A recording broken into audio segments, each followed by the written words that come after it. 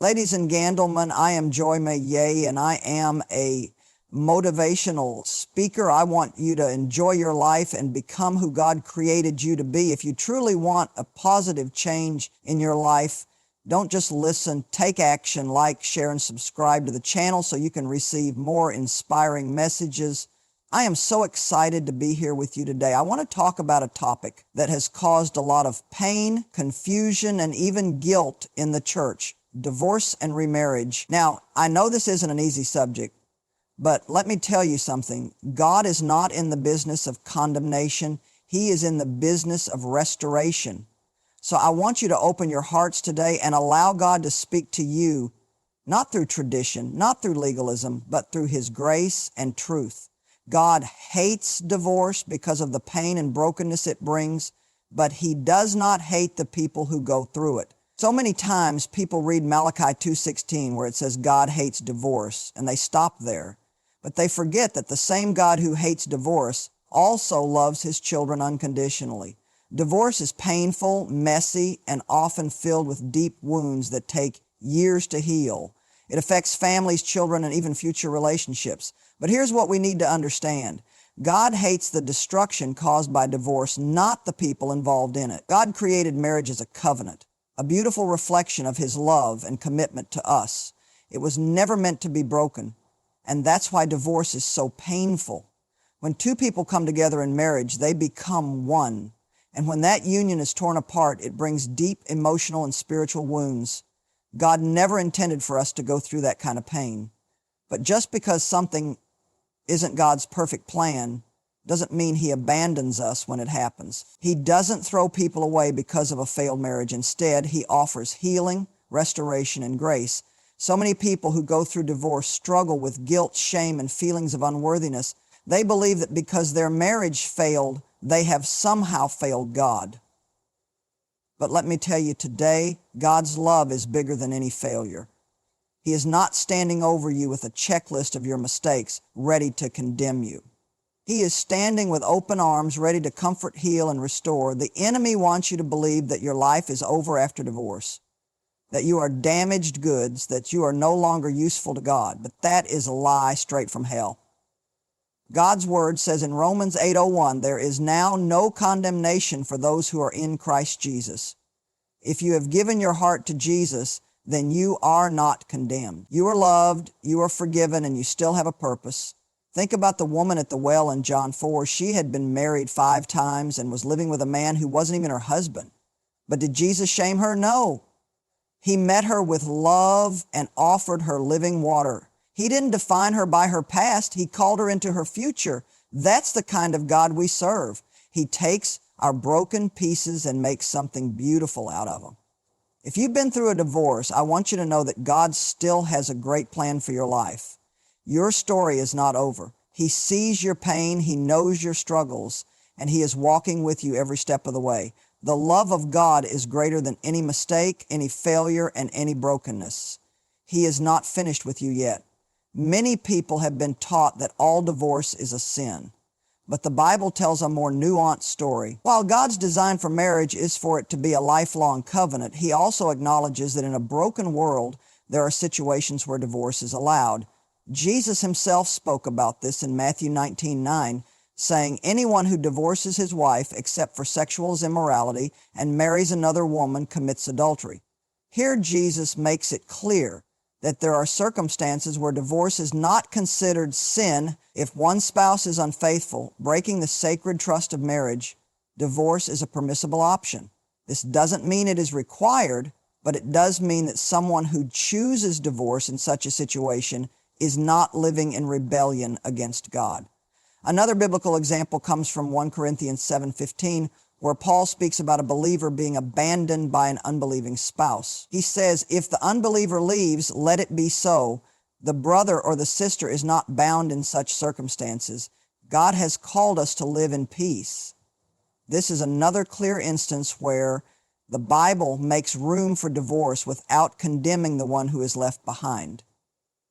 Sometimes a person has no control over their spouse's choices. If a husband or wife walks away, refuses to be faithful, or completely abandons the marriage, God does not expect the faithful spouse to remain trapped in that pain indefinitely. Beyond infidelity and abandonment, many people struggle with situations like domestic abuse, addiction, and emotional cruelty. The Bible may not explicitly list these as reasons for divorce, but we serve a God of justice and mercy. Nowhere in Scripture does God command His children to stay in situations where they are being harmed. In fact, throughout the Bible, we see God defending the oppressed and rescuing those in danger. Marriage is not meant to be a prison. God's heart is for love, protection, and peace. If staying in a marriage means living in constant fear, danger, or emotional destruction, it is not God's will for that person to suffer endlessly. One of the biggest problems in some churches today is the way divorce is treated like the ultimate failure while other sins are overlooked. A person can struggle with anger, greed, or gossip and still be welcomed with open arms, but the moment someone goes through a divorce, they are often treated as if they have committed an unforgivable sin. This is not the heart of God. Divorce is never God's perfect plan, but in a world filled with sin and brokenness, sometimes it is necessary. The key is to seek God's wisdom, trust His grace, and move forward with a heart that desires to honor Him. God does not judge people by their marital status. He looks at their heart. If you have been through a divorce, do not let shame keep you from the love and restoration that God wants to bring into your life. His grace is bigger than your past, and His plans for you are still good. One of the most beautiful truths about God is that His mercy covers all our mistakes, no matter how big or small. So many people carry the weight of their past, especially when it comes to divorce. They feel like they have failed God, failed their families, and failed themselves. But the good news is that God's mercy is greater than any mistake, and He does not define us by our past failures.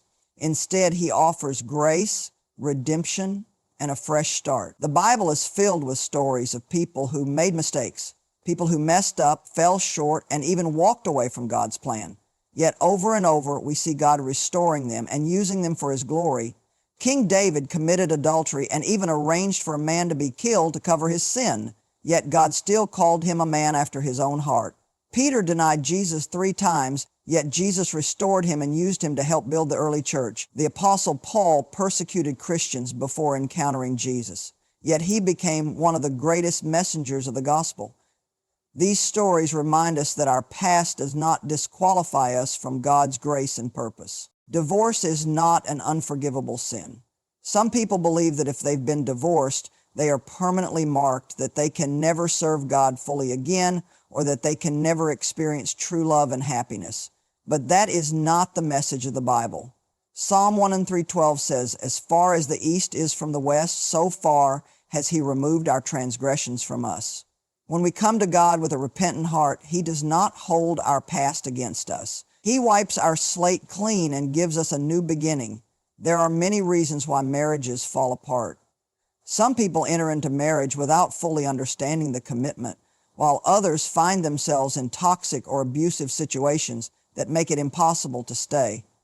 Others fight to save their marriage, but their spouse chooses to walk away. No matter the reason, God's mercy is available to those who seek Him. He does not expect perfection. He simply asks for a surrendered heart. If you've been through a divorce, don't allow guilt and shame to keep you from experiencing God's love. His grace is greater than any mistake, and He longs to heal your heart and lead you into a future filled with hope. Romans 8:01 says, "There is now no condemnation for those who are in Christ Jesus." If God does not condemn you, then you should not condemn yourself. Too many people live in regret, constantly replaying the past, wishing they had done things differently, but the truth is, we cannot change the past. We can only give it to God and trust Him with our future. His mercy is new every morning, and He is always ready to take what was broken and turn it into something beautiful. No matter what mistakes you have made, His love is still for you, and His plans for you are still good. Many people who have gone through a divorce struggle with the question of whether remarriage is allowed in God's eyes. Some have been told that if they remarry, they are living in ongoing sin, while others fear that God will never bless a second marriage. But the truth is, while divorce was never God's original design, His grace extends to every situation, including remarriage. God is not a God of endless condemnation. He is a God of new beginning. One of the most misunderstood passages on this topic is Matthew 19:9, where Jesus says, "Anyone who divorces his wife except for sexual immorality and marries another woman commits adultery." Some take this to mean that remarriage is always a sin, but Jesus was speaking to religious leaders who had twisted the law to allow divorce for any reason. In that culture, men were divorcing their wives for trivial things, like burning dinner or not being as attractive as they once were.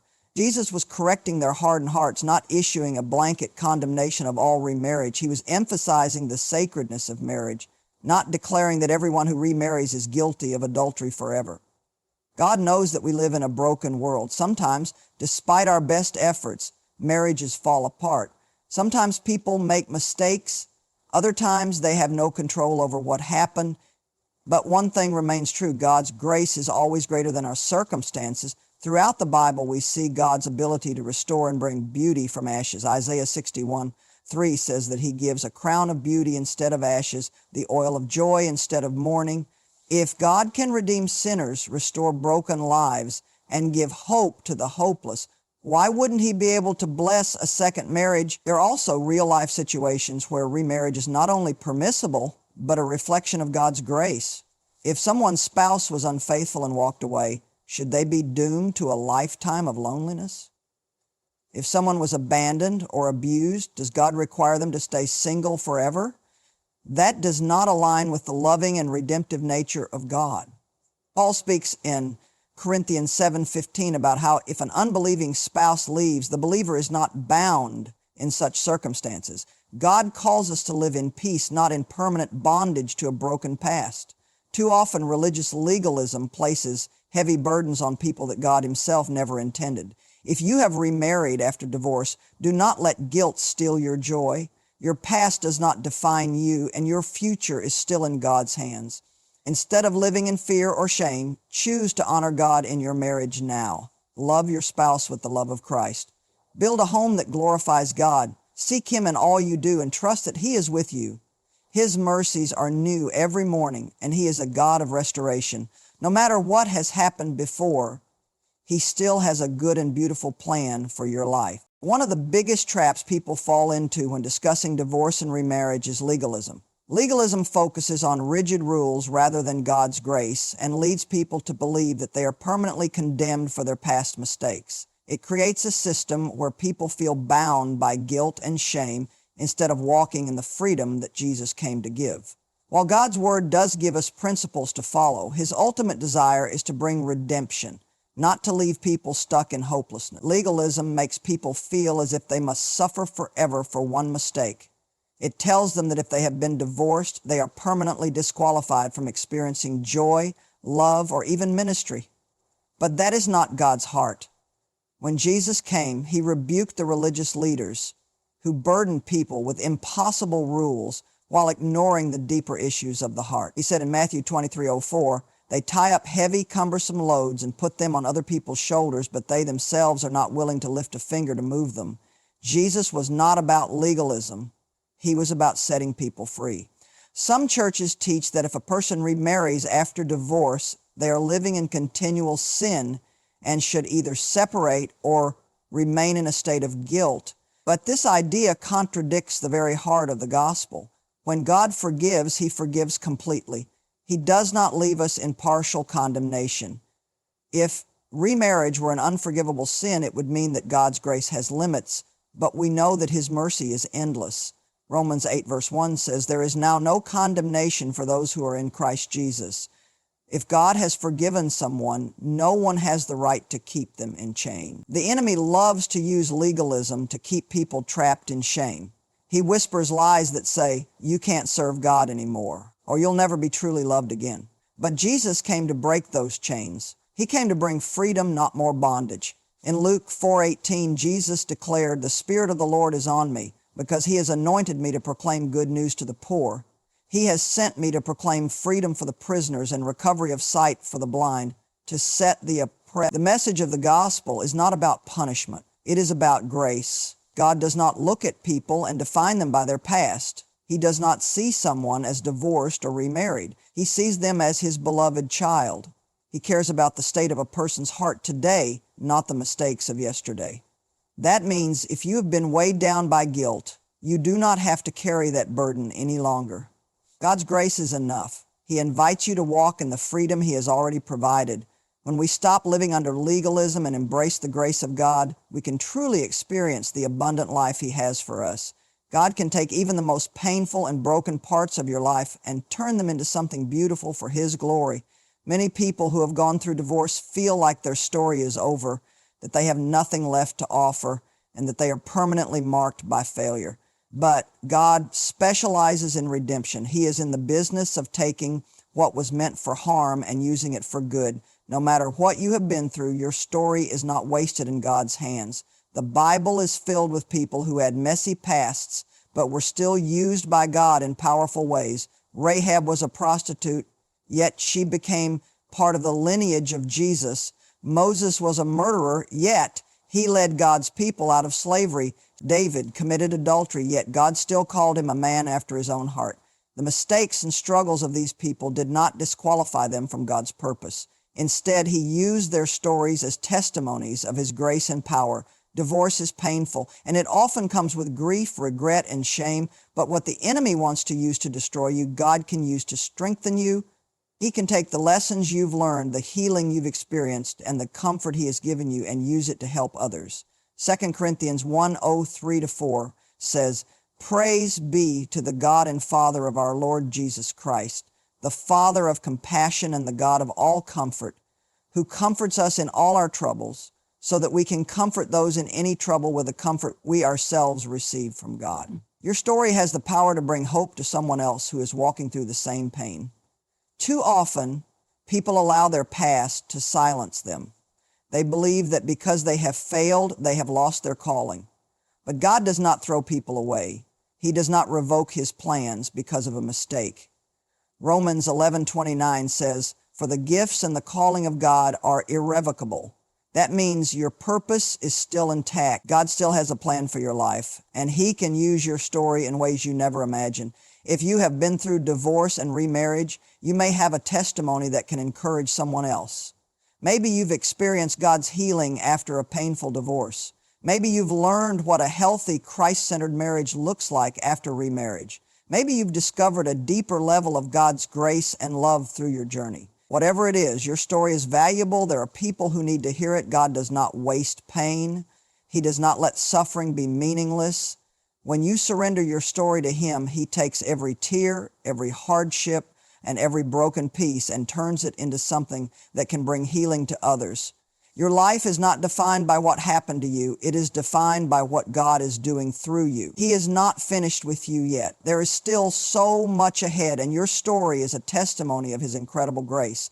No matter what you've been through, whether it's divorce, remarriage, or the pain of a broken relationship, know this: God's grace is bigger than your past. His love is greater than your mistakes, and His plans for you are still good. You are not disqualified. You are not condemned. You are not forgotten. God is the God of restoration, and He can take the pieces of your life and create something beautiful. If you've been carrying guilt, shame, or fear about your past, it's time to let it go. God is not holding it over you, so don't hold it over yourself. His mercies are new every morning, and He invites you to step into the freedom and joy He has for you. Your story isn't over. It's just beginning. Trust Him, walk in His grace, and let Him use your life for His glory. You are loved, you are redeemed, and you have a future filled with hope.